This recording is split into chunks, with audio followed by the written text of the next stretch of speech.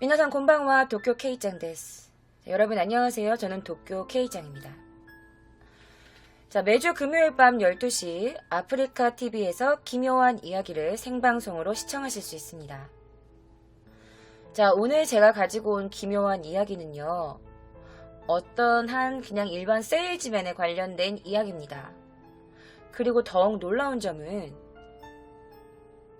이 남자가 저지른 범죄가 한국인. 지금부터 기묘한 이야기 속으로 여러분들을 모시겠습니다.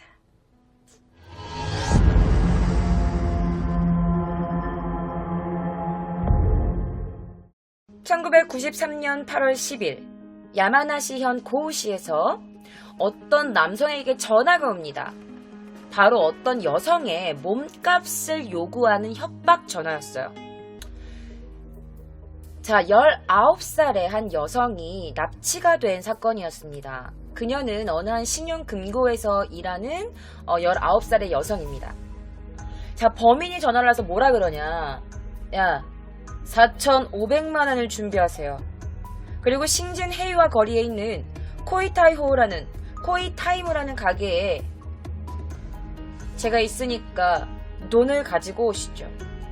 라는 협박 전화가 옵니다. 그리고 당연히 그 전화를 받자마자 돈을 준비해서 그곳에 갑니다. 경찰들과 함께. 하지만 범인은 그곳에 없었어요. 그런데 또다시 전화가 옵니다. 뭐라고 오냐면 헤이와 거리 밑으로 오면 다리가 있어요.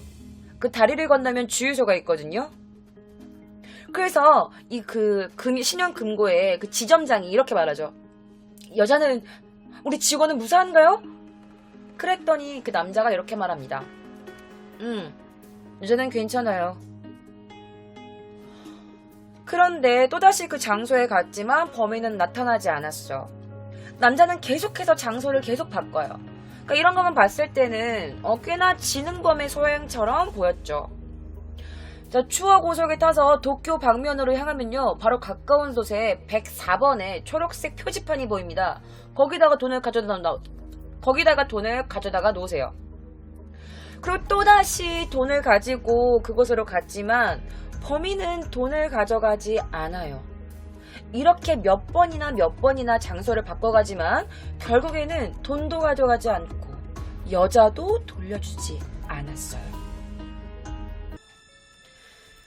자, 1993년 8월 10일 피해자는요, 코우 신용금고 창구에서 이제 막 갓 일하기 시작한 19살의 사이토 쿄코라는 여성이었어요. 시작한 지 일주일밖에 안 된 그녀를 왜 납치한 걸까? 일단 시작은 이래. 어떤 남상에서 전화가 옵니다. 아, 예, 안녕하세요. 저는 어디 잡지사의 기자입니다. 아, 저희가 이번에 코우 신용금고에 대해서 취재를 하려고 하는데요. 혹시 시간 가능하신가요? 아, 제가 아는 지인이 그 쿄코상을 안다고 하는데 이왕이면 그 쿄코상한테 인터뷰를 부탁드려도 될까요? 자, 피해자 여성의 그 직장 상사는요, 취재를 승낙합니다. 그리고 그날 신용금고의 근무 시간이 끝난 뒤 피해자 여성은 그 지점장에게 저 그러면 인터뷰 갔다 올게요. 지점장님은 그래, 잘 다녀오고 인터뷰 잘하고 와요. 자, 그러고 나서 그녀는 전화한 그 남자가 보낸 택시를 타고 약속 장소로 떠납니다. 약속 장소는요, 코세 스포츠 공원이라는 곳이었어요. 자, 제가 그 스포츠 거리와 그리고 이제 그 여자가 일했던 그 금고의 거리를 조금 보여드릴게요. 바로 이곳입니다.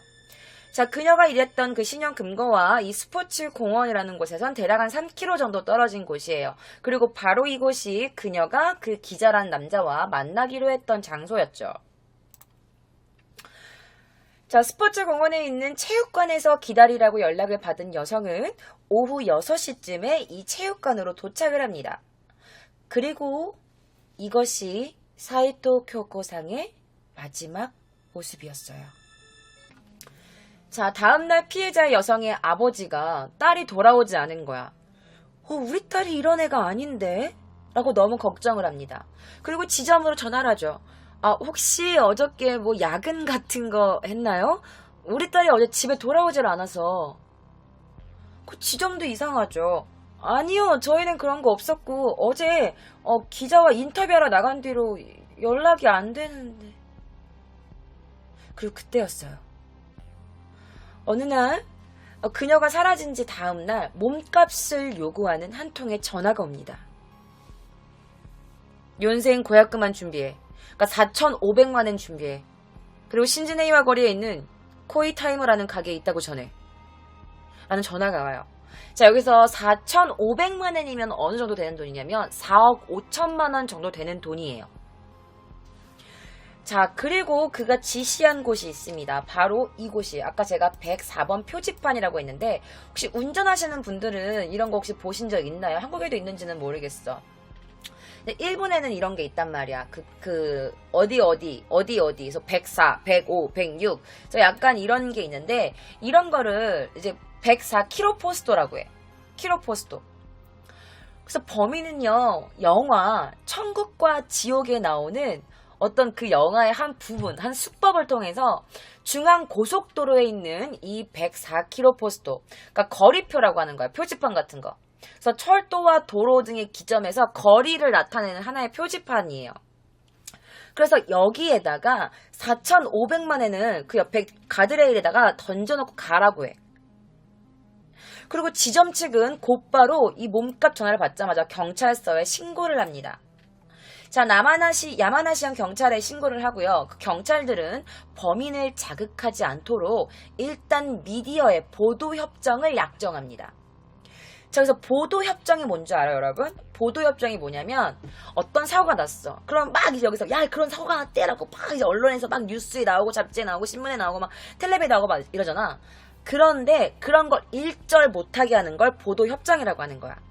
신문, 텔레비전, 매스미디어 보도를 일절 삼가함으로써 매스미디어 사이에서 경찰과 이것을 약속한 거야. 보도협정을. 절대 방송에 내보내지 말라. 이거 인질의 목숨이 위태로울 수도 있다. 자, 왜냐면 예전에 일본에서 어떤 7살짜리 남자아이가 이렇게 유괴된 사건이 있었는데 언론에서 막 이렇게 방송을 한 거야. 그런데 그때 방송에 자꾸 나오고 그 범인이 자꾸 이렇게 나라도 잡히는 거 아니야? 라고 굉장히 불안하고 되게 구석으로 몰린 거야. 그래가지고 그 7살 남자를 죽인 사건이 있었어. 그래서 그때부터 일본에는 보도협정이라는 어떤 법안이 생겨가지고 보도협정을 이렇게 말을 하면 매스미디어에서 절대 방송이나 그런 일부 방송에서 절대 아무것도 기사를 낼 수가 없는 거야. 자, 그리고 나서 8월 11일 사건의 모든 것들을 극비 수사로 진행합니다. 그리고 범인의 행방을 계속 찾기 시작하죠. 자, 그 후에도 걸려오는 범인의 전화에 이제 경찰이 이제 역탐지기잖아. 역탐지기로 이제 범인이 전화 오면 이렇게 막 탐지하기 시작해. 어쨌든 지점 측은 4,500만 원을 준비를 해요. 그리고 돈을 가지고 범인이 지시한 곳으로 향했고, 그리고 범인이 또다시 장소를 바꿀 가능성이 있어서 경찰은 일단 지점장과 함께 행동하면서 몰래 숨어 있는 거지. 그리고 범인을 현장에서 체포할 준비를 한 거야. 그런데 자, 약속된 장소로 갔습니다. 그런데 전화가 와요. 뭐라 그러는 줄 알아? 어이, 지금 경찰차 보이잖아. 그랬더니 지점장이 이렇게 말하죠. 에? 저는 모르는 일인데요? 전 진짜 모르는 일입니다. 그리고 전화가 끊겨요. 자, 몸값 장소를 보여드릴게요. 자, 범인이 이렇게나 많이 장소를 바꿨어. 첫 번째는 저쪽, 두 번째는 여기 가솔린 스탠드, 가솔린 스탠드, 그러니까 주유소, 여기는 다른데, 고속도로 104번 표지판. 그리고 나서 니네가 나한테 이렇게 주면 내가 여기에다가 인지를 풀어줄게. 여기서 인지를 풀어줄게. 내가 돈 확인하고 나면. 이라고 이렇게 장소를 계속 바꿔간 거야. 그런데 범인은요, 경찰이 함께 올 거라는 걸 예상이라도 했다는 듯이 장소를 계속해서 바꿔요. 이렇게 말이죠. 그리고 나중에 주차장에서 인지를 해방시켜주겠다라는 말도 해요. 범인에게 놀아나는 것을 알면서도 지점장님은 오후 5시 55분에 104km 포스터 이쪽 그 표지판이 있는 곳으로 도착합니다. 그리고 그곳에 가드레일 안쪽에다가 준비한 4,500만엔, 4억 5천만 원을 내려놓고 그대로 돌아가죠. 그리고 나머지 수사원들은 숨어서 범인이 나타나길 기다립니다. 그리고 일부 수사원들은 이쪽에 있고 일부 수사원들은 이쪽에 있어서 이 주차장에. 왜냐면 거기다가 인질을 풀어주겠다고 했으니까. 이쪽은요, 샤카도 이세키라는 주차장이었어요. 그런데 쿄코 씨의 모습은 어디에도 보이지 않았어. 그래서 여기 있던 그 인질을 풀어주겠다고 했던 이곳에 있는 차들을 조사하기 시작합니다. 그리고 104번 키로 포스터에 있는 이 표지판에 있는 이 수사원들도 계속해서 범인을 기다렸으나 범인은 끝끝내 오지 않아요. 쿄코 씨가 유괴당하고 이틀째인 8월 12일 보도협정 중에 경찰 회견을 엽니다. 자, 보도협정은 뭐랬지 아까? 그 어떤 언론 매체에서 절대 이런 이 사건에 대해서 보도할 수 없는 걸 보도협정이라 그러는 거야. 그런데 보도협정을 맺었을 때는 보도는 하면 안 돼, 언론에다가. 그런데 경찰들이 대신에 이 기자들한테 이런 수사 사항을 조목조목 약간 알려줘야 되는 그런 게 있나 봐. 그래서 제가 그때 당시에 경찰 회견 영상을 여러분들께 보여드릴 겁니다. 지금부터 당시의 경찰 회견 영상 지금부터 저와 함께 보시죠.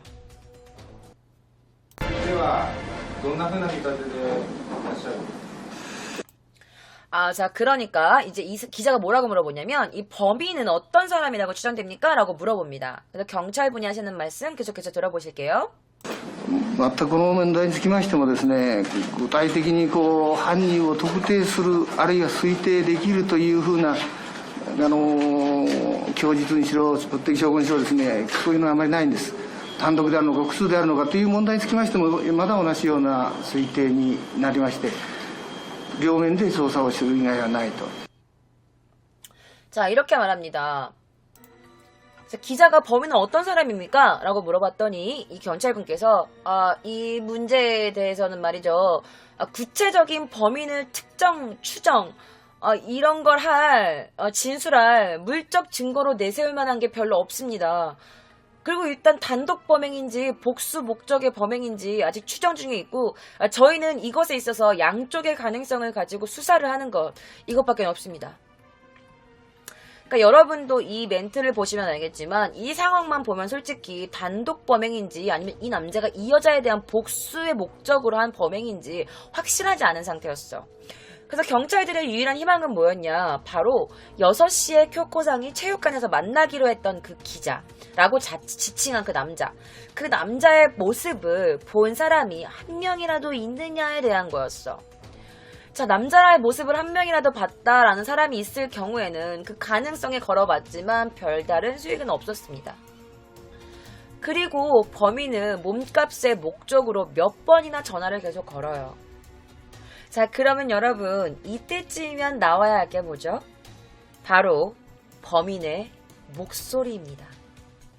자, 그래서 제가 지금부터 여러분들께 범인의 목소리를 들려드릴 거예요. 자, 어떤 목소리로 어떻게 협박을 했는지 지금부터 저와 함께 보시죠.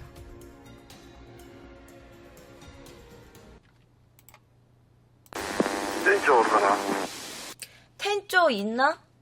시텐조 있나? 거기 지점장 있나? 노유코냐? 나는 이게 도유코냐가 무슨 말인지 몰랐어. 왜냐면 이게 사투리거든요. 내가 그 사투리를 하는 일본인 그 제일교포 오빠한테 물어봤더니 도유코냐 이게 뭐냐면 도유코토야 라는 뜻이라는 거야. 그러니까 무슨 일이 어떻게 된 거야? 이런 뜻이래요. 그래서 어떻게 된 거야?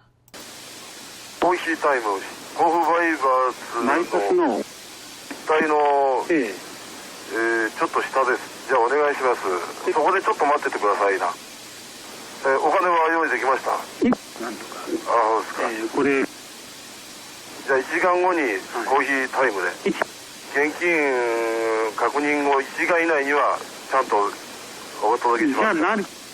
私が行きますから。はい。 그리고 이렇게 일방적으로 전화를 끊어요. 제가 말해줄게요. 뭐라고 했냐면, 거기 뭐 텐조 있나? 무슨 어떻게 된 거야? 라고 한 다음에 코이타임이라는 그런 가게가 있나 봐.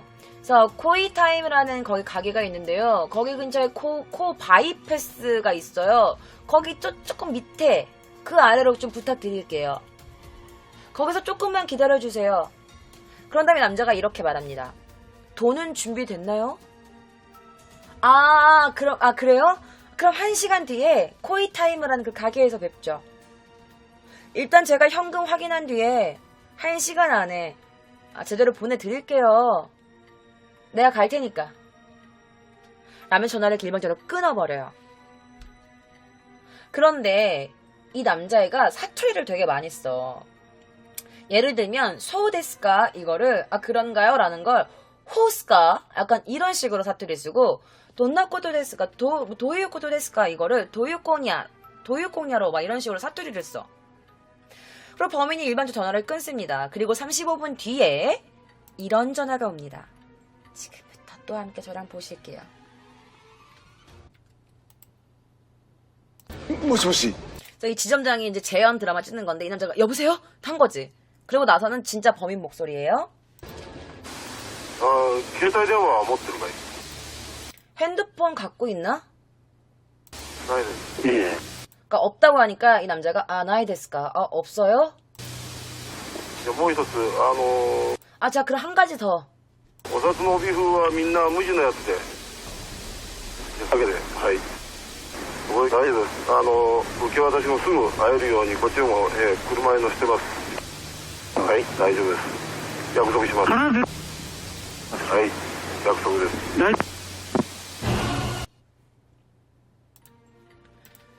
자, 이게 남자가 뭐라 그랬냐면 핸드폰 가지고 있어요? 없어요? 그럼 한 가지 더.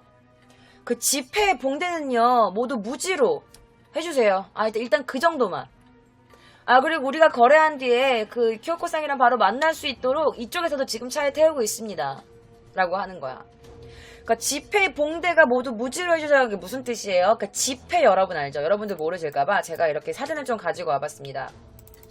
바로 이거야. 그러니까 지폐를 묶을 때 이런 띠를 말하는 거예요. 근데 이거를 무지, 지금 이것처럼 무지띠로 감아서 줘라고 하는 거야. 이 남자가 이 지폐를 줄 때. 그리고 또 일방적으로 전화를 끊어. 이걸로 해줘. 근데 거래한 뒤에 내가 이쪽 차를 태우고 있으니까. 걱정하지 마요. 약속해요. 약속합니다. 약속 데스. 약속해요. 약속해요. 계속 이렇게 말하고 끊는 거야. 그래 너무 짧은 전화이기도 했고 일방적으로 전화를 끊으니까 너무 짧은 전화가 역탐지를 할 수가 없거든요. 그래서 역탐지는 계속해서 실패하게 됩니다.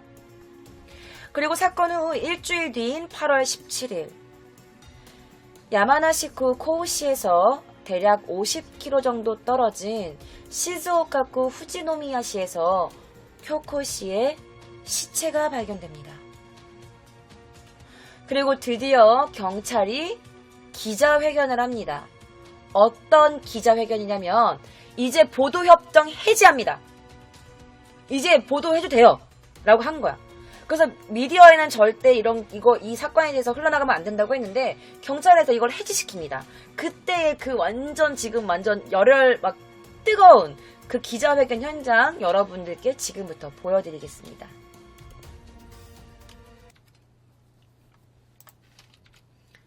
자, 지금 이 기자들이 이렇게 앞에 앉아 있는 거예요. 이 보도진들이 앉아 있고, 그 다음에 이제 경찰들이 이제 이런 말을 하죠.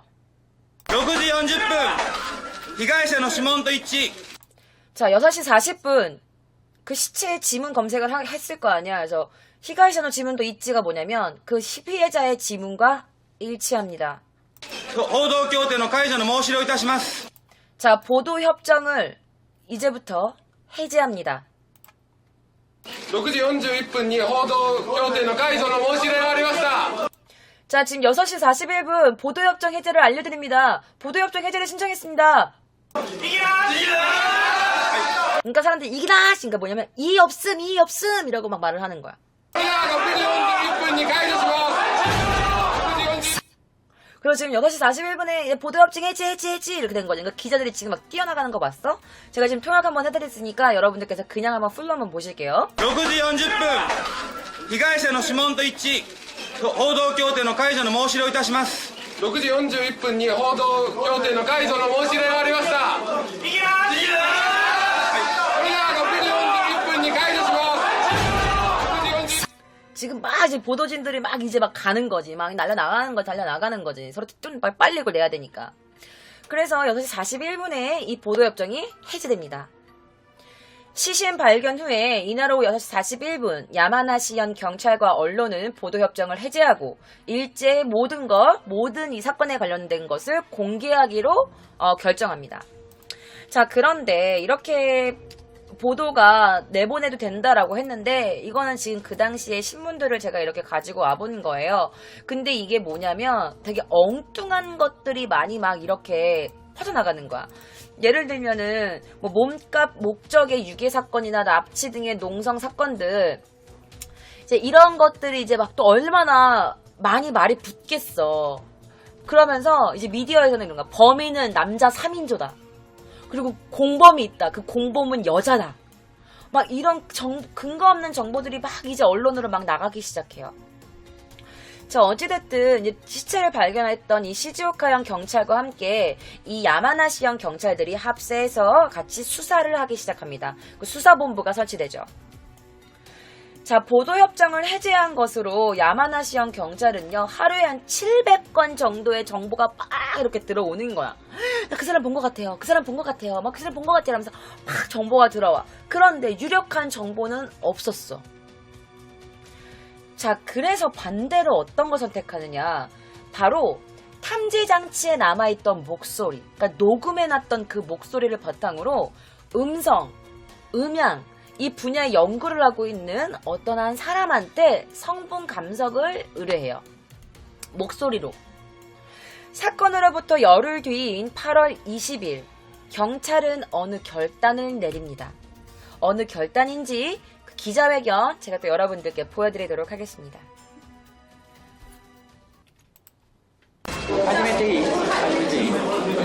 それではこれから録音テープの公開をいたします。 자, 지금부터 범인의 목소리가 녹음된 테이프를 공개합니다.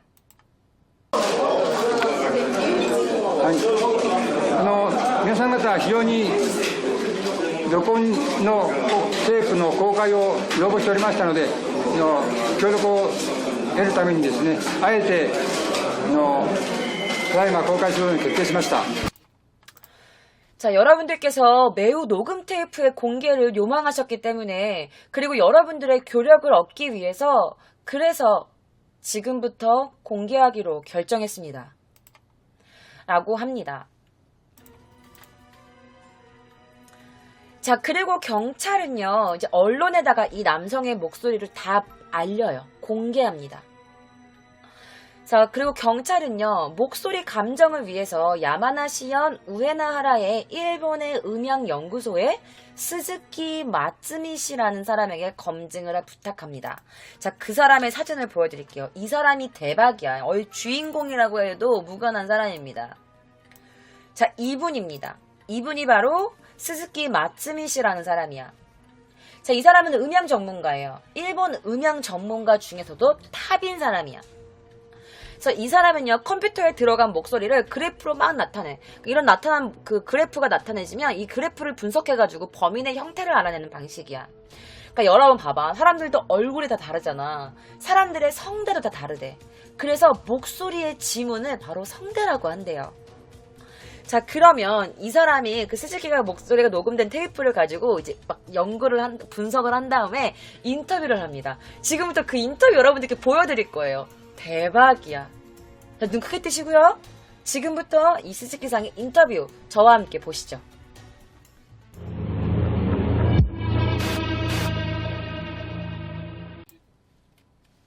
ですから緊張した様子が見えませんけど声帯の振動からいきますと相当緊張してます。はい。 이 남자가 뭐라 그러냐면 전화할 때는 별로 긴장한 모습 보이지 않았죠. 그런데요, 성대의 진동을 보면요, 범인은 그때 상당히 긴장하고 있었습니다.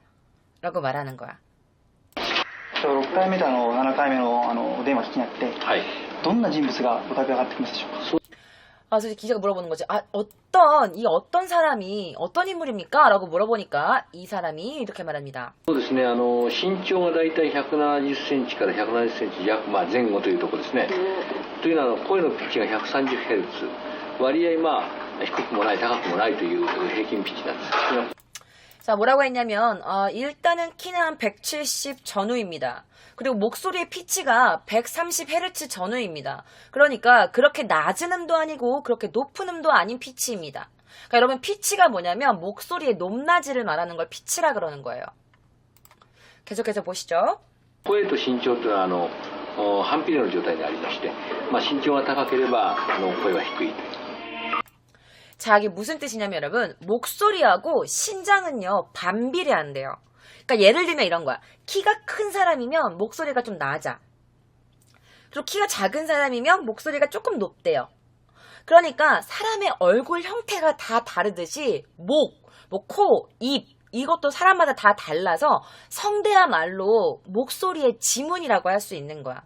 그러니까 여러분들이 혹시나 약간 그런 게 어딨어라고 잘 모르실까봐 제가 약간 비교 영상을 조금 가지고 왔어요. 그 실제로 이제 이 사람들이 일본인을 데리고 키 작은 사람, 키 180 사람, 그 키 153 이런 사람들을 해가지고 이제 성대를 이렇게 구분한 거야. 그러면서 나온 그 결과가 뭐냐면 일단 키가 큰 사람부터 제가 성대를 보여드릴게요. 자, 일단 키가 큰 사람의 성대가 바로 이 성대입니다. 보시면 되게 천천히 이렇게 울리는 거야. 이렇게 천천히. 근데 키가 작은 사람은 이렇게 빨리 움직이는 거지. 다시 한번 보여드릴게요.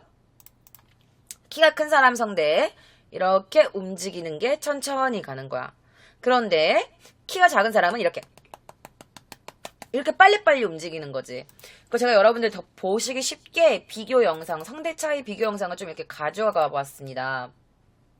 그러니까 보시면 알겠지만 이쪽이 키가 큰 사람, 이쪽이 키가 작은 사람의 성대야. 그러니까 움직이는 게 되게 다르죠. 뭐 어떤 말인지 알겠지? 자, 키가 큰 사람은요. 성대가 크대요. 성대가 커서 진동이 천천히 전달되기 때문에 목소리가 낮대. 근데 그에 비해서 키가 작은 사람은 성대가 작기 때문에 진동이 빨리 전달돼가지고 목소리 톤이 높아진다는 거야. 자, 그러면 계속해서 이 남자를 어떻게 파악했는지 보시죠. 연령, 나이는 어떻게 되는지. 年齢は声帯が1回2回振動してきますけど、150分の1秒ぐらい声帯が振動してきますけど、その波をどういうふうに並んでるかによって声帯の老化がわかるんです。それから見ますと大体40から50半ばと。しかも声を仕事にしている人ではないということがわかります。 자, 이게 무슨 말이냐면 여러분들 성대가 진동을 할 때 파동이 어떤 식으로든 이렇게 그래프로 보면 이렇게 어떻게 나란히 있냐에 따라서 성대의 노화를 알 수 있대요. 자, 그럼 이 남자가 하는 말이 뭐냐면 나이가 어떻게 되냐고 물었더니 40대에서 50대 중반 정도입니다. 아, 그리고 목소리를 사용해서 일하는 사람은 아닙니다. 라고 말을 하는 거야. 그럼 또 여러분들이 나이 파동 그거는 또 뭐예요? 라고 궁금하실까봐 제가 가지고 와봤습니다. 자, 여기 보시면 여기가 30대, 제가 조금 크게 해서 보여드릴게요. 자, 여기 보시면요. 여기가 30대의 목소리의 파동이, 성대의 파동. 여기는 60대의 성대의 파동이에요. 자, 30대는 되게 높낮이가 이렇게 돼 있고 60대는 약간 이렇게 돼 있어. 그쵸? 그런데 이 범인의 목소리의 그래프를 보면 이렇게 됐다가 약간 이것과 이거의 중간이야. 그래서 이 스즈키상이 뭐라고 했냐면 범인의 나이는 40대에서 50대 중반 그 사이일 것이다 라고 말하는 거야. 이 목소리의 성대의 파동으로. 대박이지. 자, 그렇게 해서 나이도 40대에서 55세 중반이다 라고 말했습니다. 자, 그러면 이 남자가 어디에서 살고 있느냐까지 이 사람이 맞추는 거야. 아니, 목소리를 어떻게 어디 살고 있느냐까지 맞출 수가 있는 건지 궁금하시죠? 계속해서 보셔야죠. 계속해서 보실게요.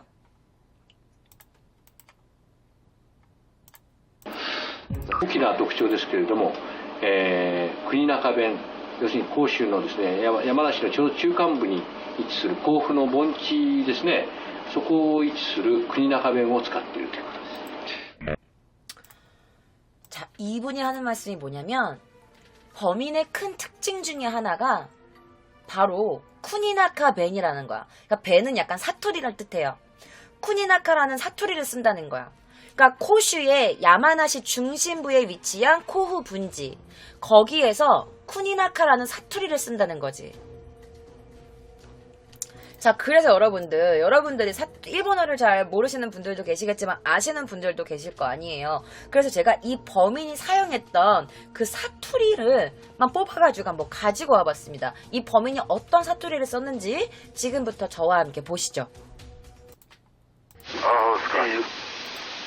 아호데스까. 도쿄 말로 하면은 아소데스까 라고 해요. 아, 그렇습니까? 근데 얘는 아호데스까 이렇게 말하는 거지. 그리고 못데카세마스. 야쿠소크를 야구소크라고 해요. 발음도 힘들어. 야구소크시마스. 근데 원래 도쿄 말로는 표준어로는 야쿠소크라고 해요.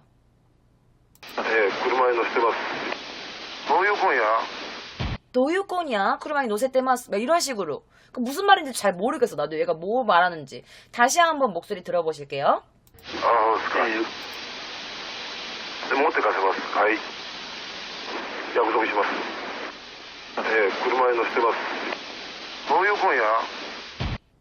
약간 조금 이런 사투리를 쓴다는 거지. 자, 그럼 이 사투리가 어디 사투리냐? 자, 제가 잠깐 지도를 보여드릴게요. 자, 여기 보시면 야마나시켄과 다이보사스레라는 이 경계가 있어. 여기. 이 경계가 이렇게 두 개가 나뉘어져 있는데 이 동쪽으로 위치한 이 지역에다 사투리가 되게 널리 퍼져 있대요. 근데 이쪽에 위치한 사투리로는요. 동쪽 군라이벤이라는 사투리를 써요. 군라이 사투리라는 쓰고 그다음에 서쪽, 코우의 서쪽은 쿠니나카 사투리를 쓰고 있는 거야. 그걸 제가 지금부터 이 사투리를 그냥 벤이라고 말할게요. 일본 말로. 근데 이 범인이 이쪽에 있는 이 쿠니나카 벤을 사용하고 있었던 거야. 지금 여러분들이 목소리 들었겠지만. 자, 그러면 이 남자가 어떤 직종에 일하는 것까지 목소리로만 알 수 있을까? 이 아까 그 스즈카사 이 사람의 이분의 그 분석 결과 영상을 여러분들께 보여드릴게요. 직업 어떤 직업일지 저와 함께 지금부터 보시겠습니다. 人と割合接して喋る職業であると。人の要するになんていうんですか、気持ちをこう組みますね、割合組んでそれを相手に合わせていくということで、割合人と接している職業だと思います。特にですね、面白いこういう言葉がありまして、帯符という無地の帯符という札束の帯符ですね。もう一つお札の帯符はみんな無地のやつで。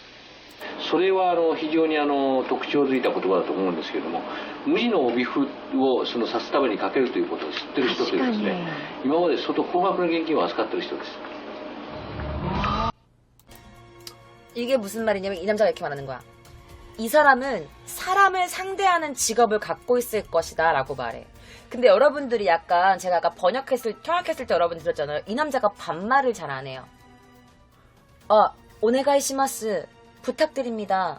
이키마스 야쿠소쿠 데스 야쿠소쿠 시마스 야쿠소쿠 데스 라고 데스 마스 오네가이시마스 약간 이런 식으로 존댓말을 계속 한단 말이야. 그러니까 이 남자가 하는 말이 이 사람은 의외로 사람을 상대하는 직업을 갖고 있을 거다라고 말하는 거야. 우리가 말을 할 때도 상대의 그 사람 기분에 따라서 약간 헤아려가지고 약간 좀 이렇게 맞춰주는 거 있잖아. 근데 이 사람도 그런다는 거야. 상대의 기분에 따라서 약간 상대의 기분을 헤아려서 약간 상대를 맞춰주는 약간 그런 느낌이 있었다라고 해. 그래서 의외로 이 사람은 상대하는 직업을 갖고 있을 거라고 생각합니다. 그리고 이 사람이 했던 말 중에 재미있는 말이 있었는데요. 바로 오비후라는 단어입니다. 오비후가 바로 그 봉띠야, 여러분. 내가 아까 보여줬던 거 뭐야, 아까 이거 봉띠, 이거 지폐 묶는 띠. 오비후라는 단어를 썼단 말이야. 그런데 이 사람이 하는 말이 오비후라는 이 단어를 알고 있는 건, 이 봉띠 이 단어를 알고 있는 건 이 사람이 굉장히 큰 금액을 만지고 있는 직업을 가진 사람이다 라고 말을 하는 거지.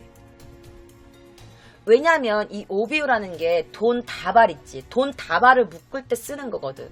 근데 이거를 이 단어를 잘 안 쓰잖아 사람들이. 그런데 돈 줄 때 이거 무지에 오비우로 주세요라고 하니까 아무것도 없는 이런 무지 문양에 오비우를 묶어주세요라고 하니까 이제 얘는 분명히 큰 돈을 다루고 있는 직업을 가진 사람이다라고 특정을 지은 거죠.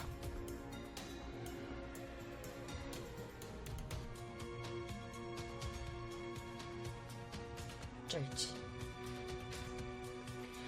자, 그러면은 이 스즈키라는 분의 의한 감정을 제가 간단하게 설명해 드릴게요. 일단 신장, 소리의 높이가 높아질수록 낮아지는 경우가 있다. 키가 클수록. 그래서 키는 170 전후. 그리고 나이는 40세에서 55세.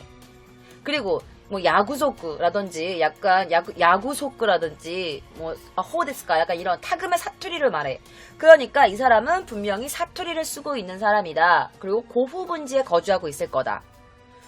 그리고 약간 이런 뭐 그 단어 오비후 이런 단어를 쓰고 있는 사람은 큰 금액을 가지고 취급하고 있는 사람밖에 모르는 단어이기도 하고 그렇기 때문에 값비싼 물건을 취급하는 영업직에 종사하고 있는 사람일 거다. 라고 한 거예요.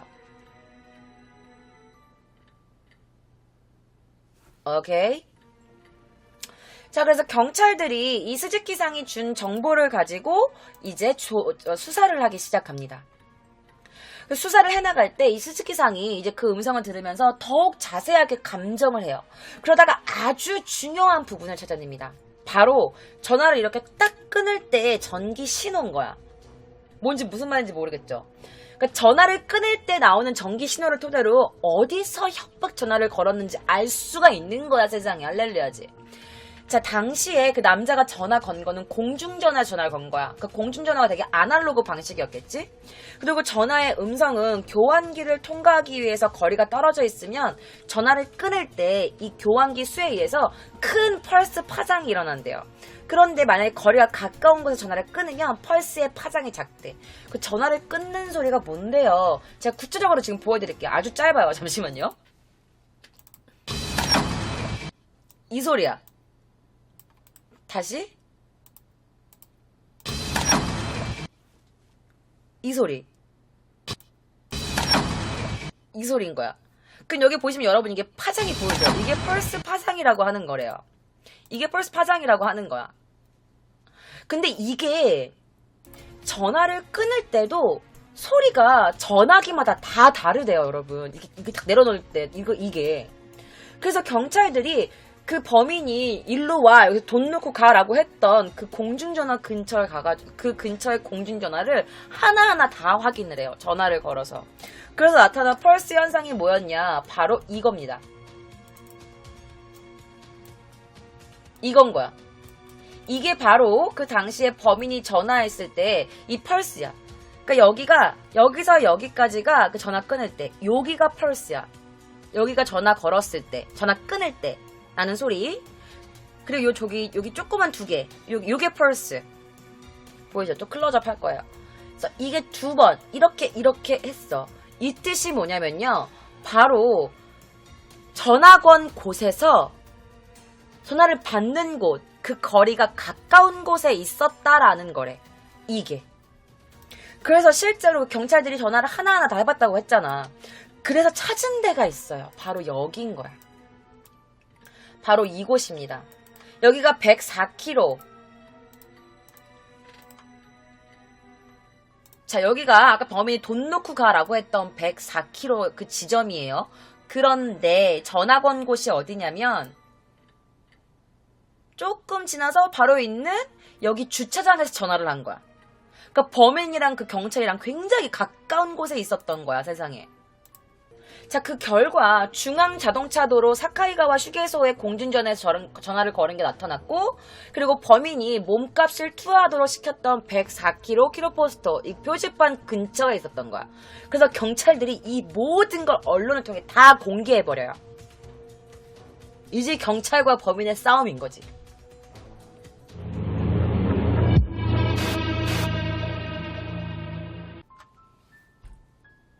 자, 그러다가 어느 날 어느 한 건축회사의 사장이 이 뉴스를 접하게 됩니다. 그리고 이때 이 범인의 특징, 뭐 신장은 이 정도고 뭐 이런 일을 할 거고 이런 사투리를 쓰니까 이곳에 살았을 거고 직업은 약간 이런 거며, 그리고 이 범인의 목소리 같은 거를 다 언론에 다 공개를 했잖아. 그런데 어떤 한 남자가 경찰에 전화를 겁니다. 자, 그 남자의 인터뷰 영상이 있어서 제가 가지고 왔어요. 이 사람도 굉장히 중요한 사람이야. 이 사람의 인터뷰 저와 함께 지금 보시죠. 犯人の脅迫、テープが流れまして、声を聞いたらこれは紛れなく俺だということで、もう疑う余地がないと、もうすかさずおめえあれおめえやったんじゃねえんだろうなと、もう本人に、もうそれ私は言ってます。 자, 이 남자는요, 어느 한 건축회사의 사장입니다. 그러다가 이 남성이 이 뉴스를 접하게 된 거야. 그래서 이때 범인의 특징과 목소리 이런 것들을 보게 돼요. 그래서 이 남자가 한 말이 뭐냐. 범인의 협박 테이프가 목소리가 텔레비전에 흘러나오고 있었어요. 그리고 그 목소리를 듣고 와, 이건 틀림없이 그 녀석이다 라고 생각했어요. 뭐 의심의 여지가 없었죠. 그래서 제가 네가 한 거 아니지? 라고 본인에게 직접 말했어요. 자, 그 본인이라는 게 이 남자의 아는 지인이었던 거야. 그 뉴스를 접하고 그 남자일 거다라고 생각을 하고 전화를 바로 합니다. 너 빨리 와. 나랑 만나. 라고 해서 그 사람 만나죠. 자, 그 남자라고 하면은 일도 통틀어서 서로 가족끼리도 굉장히 친한 그런 사이였대요. 자, 그 남성은요, 당시 38살에 아내와 아이도 있던 한 영업직 회사원 타케다 마사오라는 남성이었습니다. 자, 그래서 이 사람이 이렇게 말합니다. 네가 했지? 그랬더니 이 남자가 차를 끌고 와서 잠깐만요. 일단 차에 타세요. 그래서 일단 그 둘은 차에 탑니다. 그리고 그 타케다 마사오란 남성이 이 사장님한테 이런 말을 합니다. 나 안 했어요. 그러니까 이 사장님이 야, 텔레비에서 다 들었어. 야, 코우에 살고 있고 큰 돈을 다루고 있는 영업맨이라고. 범인의 목소리가 나오고 있다고. 너 절대 도망 못 가. 그랬더니 그 남자가 난 아니에요. 그 사장님이 이렇게 말하죠. 그래? 알았어. 근데 너 이렇게 그냥 잡히면 너 사형이야. 난 모르겠다. 라면서 그 남자가 이 사장님이 내리려고 해. 근데 그 갑자기 남자의 표정이 싹 바뀌면서 아니에요 라고 하다가 잠깐만요. 라면서 차에서 내리려고 있는 이 남성을 잡고 조용히 차를 운전하기 시작합니다. 그리고 사람이 없는 어느 숲으로 들어가죠. 아무도 없는 깜깜한 그 숲속에서 그가 이렇게 말합니다. 죽이려는 생각은 없었어요. 결국에 이 남성이 이 사장님한테 그 마사오란 남성이 자백을 합니다. 자, 그 다음에 이 사장님이 인터뷰를 계속해서 저와 함께 보실게요. 実はって打ち上げられた時にはもうドクドクってこうしましてね、で思わずこのやつの顔を見たんですよ。とちょうどこの遠くの街灯の中の薄明かりの中で目だけちょっと光ってるような感じでね、こうなんか怖いって言いますか、さっきまではそういう気持ちはしなかったんですけど、なんかこう怖いという恐怖に駆られまして。 자, 이게 무슨 말이냐면, 아니, 그 남자가, 지츠가 뭐냐면, 사실은 이런 뜻이야. 근데 그 남자가, 사실은 이라고 털어놓을 때는, 도쿠도쿠 시마시다네. 도쿠도쿠가 뭐냐면, 이게 콸콸이라는 뜻이거든요? 근데 도쿠도쿠 시다가 약간 놀랬다라는 뜻으로 쓰이는 것 같아요. 아니면 뭐, 이 남자가 자백을 막 이렇게 하기 시작했다라는 뜻인지는 모르겠는데, 일단은, 그 사실은, 이러면서 말을 하기 시작했는데요. 그때 조금 놀랐습니다. 그리고 먼 거리에서 들어오는 불빛 속에서요, 그 남성의 눈만이 빛나고 있었어요. 뭐랄까, 무섭다고 해야 할까요? 조금 전까지만 해도 그런 기분은 들지 않았었는데, 약간 무서운 공포? 약간 그런 공포에 쌓였던 것 같아요. 라고 말하죠. 하지만 이 사장은요, 그에게 자수해. 자수하고 죄를 뉘우쳐. 라면서 계속 그를 설득합니다. 자, 그 당시에 또 이 사장님이 어땠는지 그의 인터뷰 계속해서 보실게요. 私の知ってるね警察幹部の方に深夜でしたけど連絡しまして、実はその誘拐事件のことこういう開けて自首をしたいと本人が言ってるもんで、一つ協力してくれないかと。 자, 이 사람이 이렇게 말합니다. 제가 알고 있는 경찰분에게 심야였지만 연락을 했습니다. 그래서 사실 유괴 사건 일로 이렇게 됐는데요. 본인이 자수하고 싶다고 이렇게 말하고 있습니다. 교력해 줄 수 있겠습니까? 라면서 이 사장님이 알고 있는 경찰에게 전화를 겁니다. 그리고 나서 이 남자는 8월 24일 오전 5시 그의 지인이었던 건축회사 사장님의 설득으로 스스로 경찰서에 출두해서 자수를 하고 체포가 됩니다. 근데 이 당시에 이 남자가 자수를 하고 이제 체포가 됐을 때 루머가 막 돌기 시작해요. 어떤 루머였냐면 범인 체포 후 10월 달쯤에 사실은 죽은 그 쿄코상의 그 피해자의 아버지가 이 범인과 사실 알고 있는 사이였다. 그래서 둘이 짜고 공모해가지고 그 쿄코를 살해했다라는 이런 이상한 루머가 흘러나왔대. 근데 아무 근거도 없는 거짓말이었는데 사실 이런 근거 없는 루머를 여러 사람들이 믿고 그 아버지까지, 피해자의 아버지까지 욕하는 사람들도 나오기도 했었대. 자, 그러면 이 남자를 또 봐야겠죠.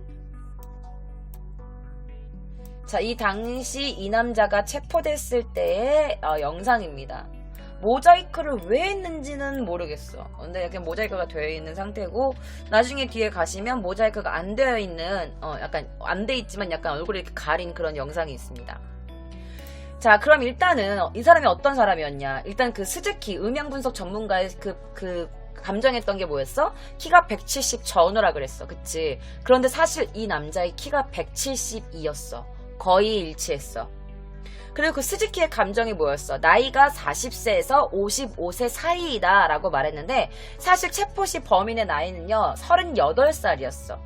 그렇게 보면 스즈키 씨의 그 판단보다 나이가 조금 더 어리긴 했지만 그렇게 크게 다르지는 않았어. 사실 40세에서 55세 사이라고 했으니까 38살이면 뭐 40세 근처죠.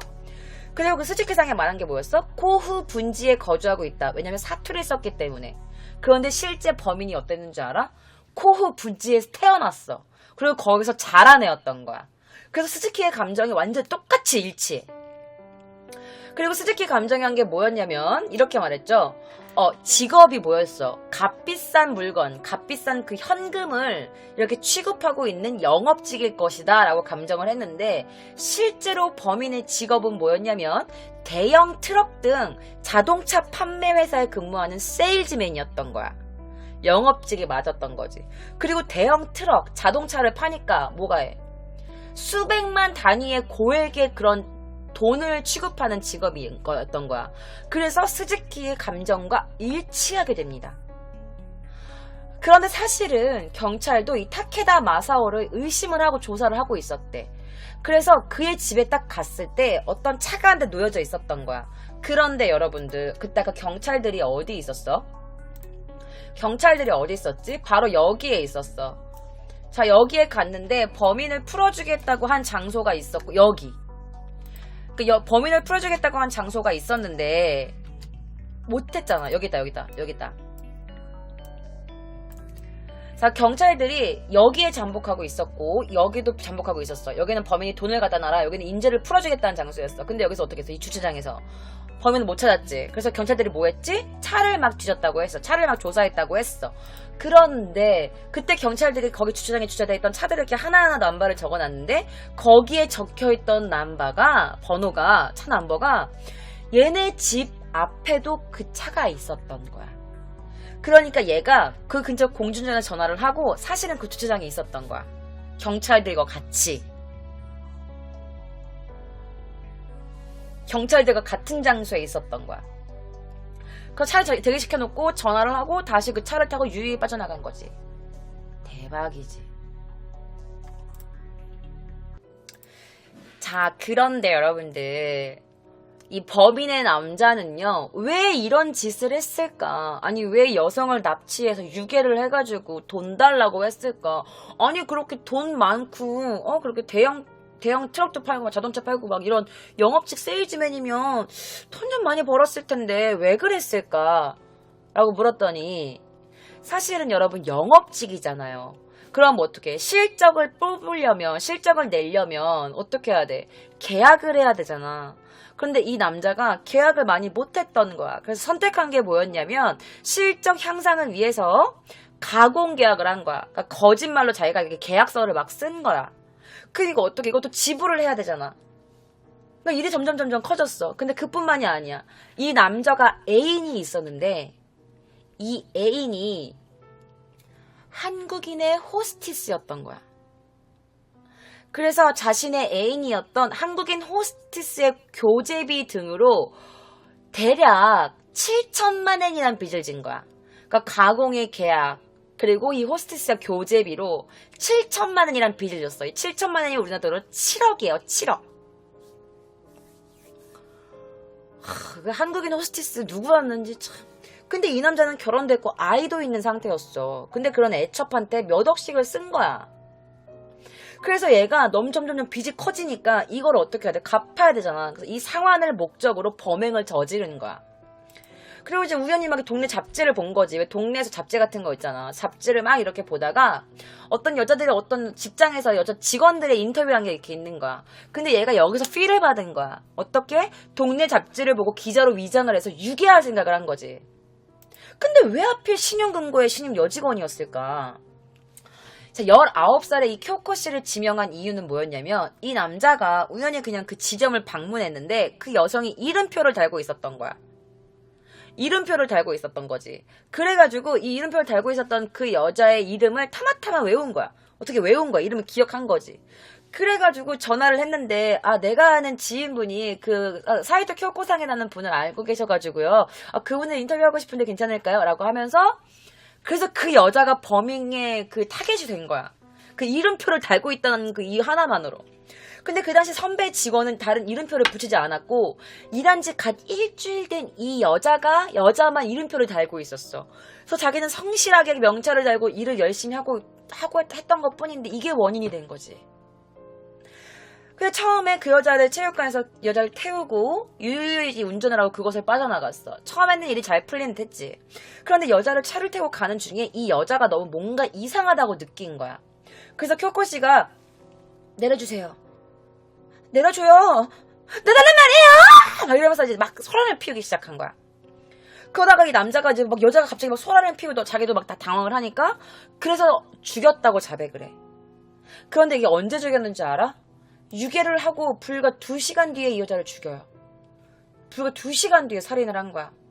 그러니까 뉴스에서 이거를 막 감추고 처음에 보도 통제를 하고 그다음에 보도 통제하고 막 언론에다가 이 사람 뭐 이런 목소리의 주인공입니다. 범인은 이런 거고요. 막 했지만 이미 살해당한 2시간 뒤에 여자는 죽어 있었던 거지.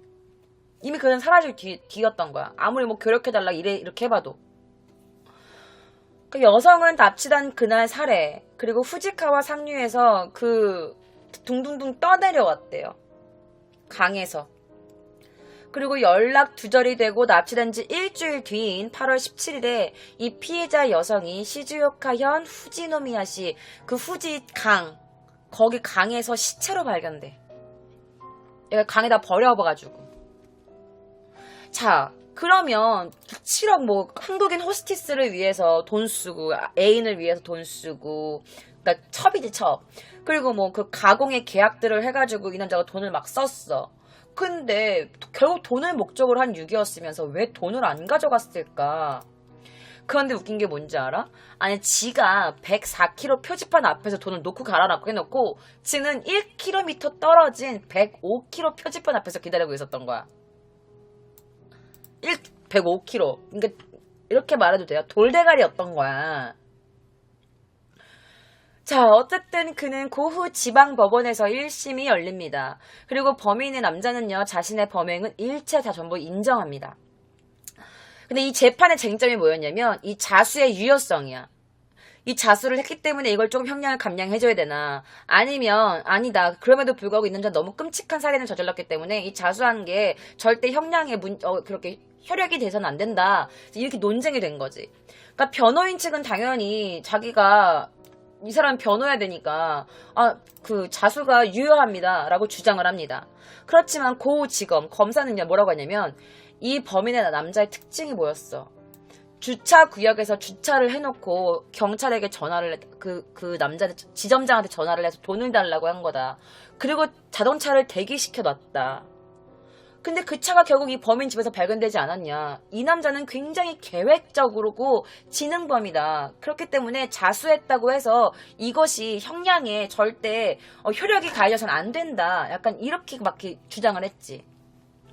그래서 검사가 주장한 벌은 뭐였냐면, 자수는 무효, 사형을 구형해 주십시오 라면서 사형 구형을 원합니다. 그리고 심의 결과 고후 지방 법원은 누구 편을 들어줄게? 변호인 측의 주장을 인정합니다. 그래서 사형이 아닌 무기징역 판결을 내립니다. 또 검사가 또 이걸 또 가만히 두지 않지. 이에 불복하고 고후 지검은요, 동경고등법원에 또 항소를 합니다. 그런데 이 도쿄고등법원은요, 고후 지방법원의 판결을 지지하고 그 지검의 검사의 항소를 기각시켜요. 그래서 지검, 범사 측, 그리고 변호인 측 모두 정해진 기일까지 상고하지 않았어요. 그러니까 항소를 하고 항소가 기각되면 포기하지 않고 또 신고를 하는 게 뭐냐면 상고라고 해요. 근데 이 상고를 하지 않아, 둘 다. 그래서 1996년 5월 1일에 남자는 무기징역이 확정됩니다. 결국 이 남자는 돈도 얻지 못하고 사람을 죽인 살인마로서 일생을 감옥에서 썩어야 돼요. 물론 무기징역이라고 해서 일본에는 제가 저번 주에 말씀드렸죠. 일본에는 그 가석방이 없는 무기징역이라는 게 없어. 그러니까 가석방이 없는 무기징역이 뭐냐면 평생을 감옥에서 썩는 거를 가석방이 없는 무기징역이라고 해. 그런데 무기징역이 뭐냐면 20년 후나 15년 뒤 혹은 더 지나서 얘가 밖에 나올 수도 있는 거야. 약간 심사를 통해서. 그러니까 무기징역이라고 해서 평생 감옥에 썩는 건 아니야. 근데 이게 대부분 사형이 있는 나라가 이렇게 가석방이 없는 무기징역이 없대요. 그래서 얘는 언젠가는 얘가 뭐 성실하게 그 교도소에서 자기 생활을 20년 동안 빡세게 잘 한다면 얘가 밖에 나올 수도 있는 거지. 어쨌든 그는 자신의 아이와 자신의 부인을 배신하고 한국인 여성 호스티스와 바람이 났고, 그리고 거짓 계약으로 7억의 빚을 진 채 살인범으로서 무기징역을 확정받게 됩니다. 자, 유튜브 구독자 여러분들 재밌게 보셨으면 좋아요 버튼 그리고 힘나는 댓글 한 번씩만 남겨주시면 감사하겠습니다. 그리고 저를 처음 보시는 유튜브 구독자분들 구독 한 번씩만 눌러주세요. 저는 도쿄 K장입니다. 자, 그럼 저 도쿄 K장은 다음 주 금요일 밤 12시에 아프리카 TV에서 기묘한 이야기로 여러분들을 또 다시 만나겠습니다. 그럼 여러분 또 봐요.